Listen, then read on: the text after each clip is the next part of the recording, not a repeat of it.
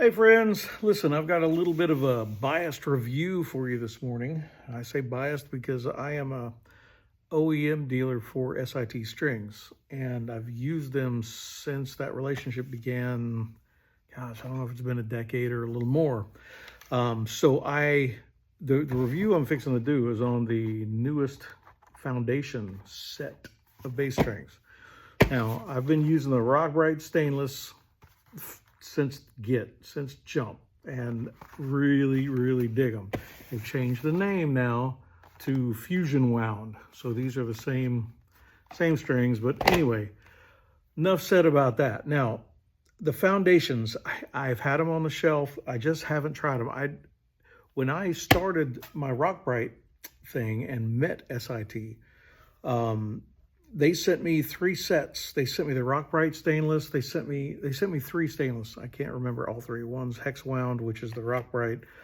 They sent me, I wish I had their info in front of me. Anyway, 3 of them. I've never done this before, and I've told this story many times.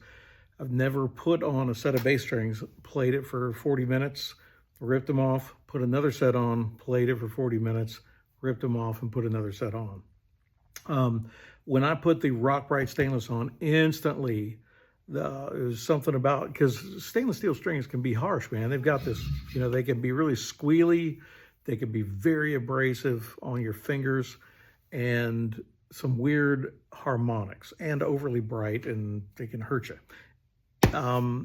Anyway, the Rock stainless won out hands down. Been there ever since, so I've been hesitant to change. Anyway, so I grabbed old Bessemer off the shelf, and it's had the same set of Rock on it for a year. So here is the part of the, first, let me hit all the good things. These strings are freaking amazing sounding. First, I can't even get my little rap squeak. It's not there. I can get them on the Rock. I love to do that in the ears. It's when you get your in-ear monitors in. So that's awesome, though, because you don't have that squawk, so that is amazing. They're soft. But here's, following on the positive, this is a Rock 80, an A, and this is a Foundation A. So the dangler here in the middle is the new Fusion. And you can see, just to show how soft, speaking of soft, look at that, boy. Choo. But the strings, that is it. It's way softer, way more slinky than the old ones. So I'm digging that. I noticed it when I took it out of the pack. I was questioning the gauges. Here's the negative.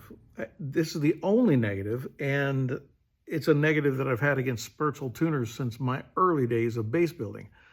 I love Sperzel. I love everything about the way that Bob Sperzel built his tuners, but I just don't like them on bass. And the real reason why, I think, boils down to the shaft diameter, right, that you're going around, the spindle diameter, let's call it, right? So they're very small for a bass tuner, for a bass string to go around that.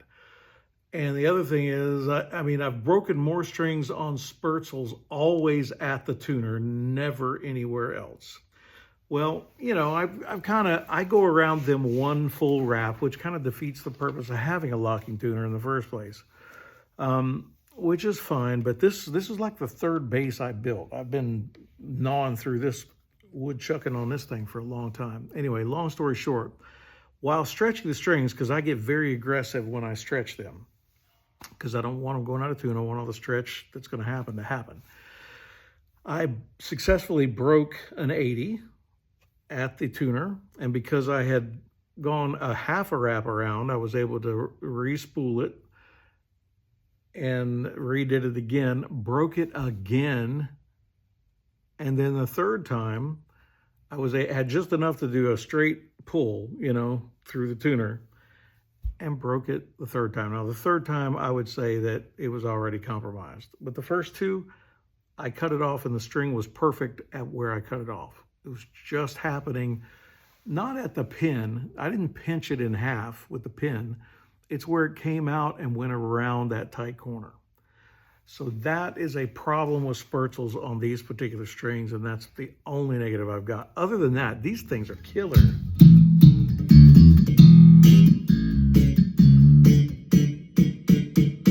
The pops, it's like you almost have to lighten your touch a little bit. I've got the action on this bass really low, and I have to play even lighter than normal.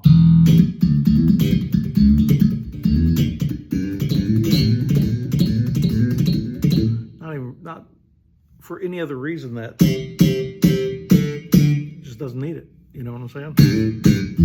Very soft, very nice, very smooth. They feel great. They sound good. But if you got Sperzel or locking tuners on some of the modern basses, I haven't put them on the hip shots yet, and I'm sure they'll do just fine on the hip shot tuner because it's a bigger core, even on their smaller 3/8 one. But I don't know what this one measures, but it's not even anywhere close to 3/8. Anyway, this has gone too long. I really just wanted to come on and say I love these new strings, but I am either going to have to change the tuners on this bass or keep this bass with rock rights. And I have used the foundations.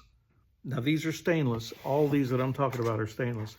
I did use the foundation nickels on a bass recently that sounded amazing. I mean, it really sounded good. So I'm not a nickels player, but they were really nice and felt really good. So I almost strung this up with nickels, but I mean, this has never had anything but steels on it in its whole life.